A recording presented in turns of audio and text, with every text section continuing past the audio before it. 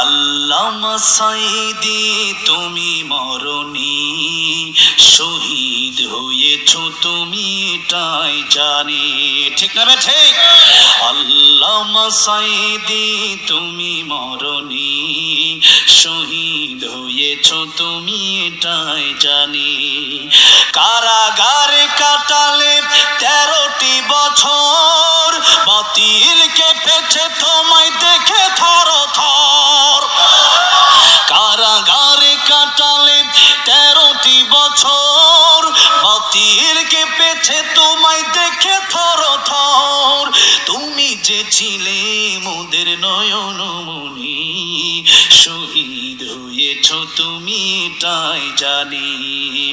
আল্লামা সাঈদী তুমি মরণি, শহীদ হয়েছ তুমি এটাই জানি। দেখা তো হবে না আর এই জীবনে, দেখা হবে জান্নাতে ফুল বাগানে। দেখা তো হবে না আর এই জীবনে, দেখা হবে জান্নাতে ফুল বাগানে। এই আশা কবুল করো আল্লাহ তুমি, সবাই বলেন আমিন। এই আশা কবুল করো আল্লাহ তুমি, শহীদ হয়েছ তুমি এটাই জানি। আল্লামা সাঈদী তুমি মরণি, শহীদ হয়েছ তুমি এটাই জানি। শহীদ হয়েছ তুমি এটাই জানি। আল্লাহ আমাদেরকে তুমি শহীদের মৃত্যু দিও, জোরে বলেন আমিন। আগামীকাল 16 ডিসেম্বর বিজয় দিবস। এই দিবসে আজে বাজে গানগুলো না বাজায়া,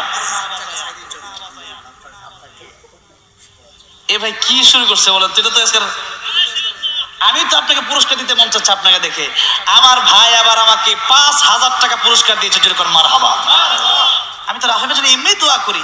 দেখেন আল্লামা সাঈদীর জন্য কি ভালোবাসা। সাঈদী সাহেব গজল শুনে সাঈদী সাহেবকে ভালোবাসি, এই জন্য 5000 টাকা দিয়ে দিচ্ছে আমার। যাক আলহামদুলিল্লাহ। ভাই আর টাকা দিয়ে না আমারে ভাই, আলহামদুলিল্লাহ টাকা তো আল্লাহ কম দেয় না।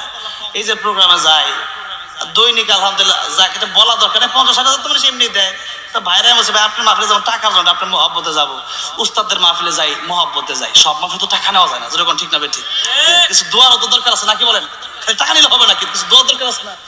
দোয়ারও দরকার আছে। যাই হোক, তো বাইরে তো দিছে, তো ফেরত তো আর নেবে না, তো নিয়ে যাই। ঠিক না ঠিক? আচ্ছা আলহামদুলিল্লাহ। আগামীকাল বিজয় দিবস 16 ডিসেম্বর। এতদিন পর্যন্ত খালি চলছে তো আব্বা আব্বা আব্বা।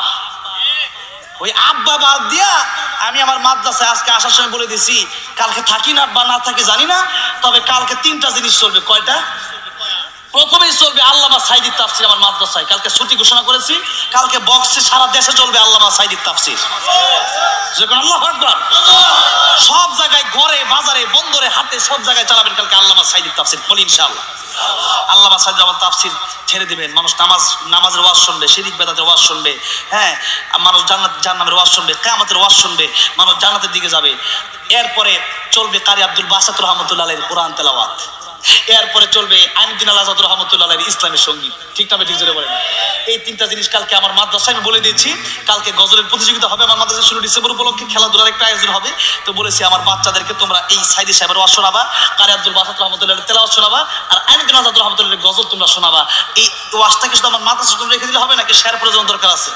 তাহলে গান বাজনা যেখানে হবে সেখানে প্রতিবাদ হবে। ঠিক আছে না ইনশাআল্লাহ?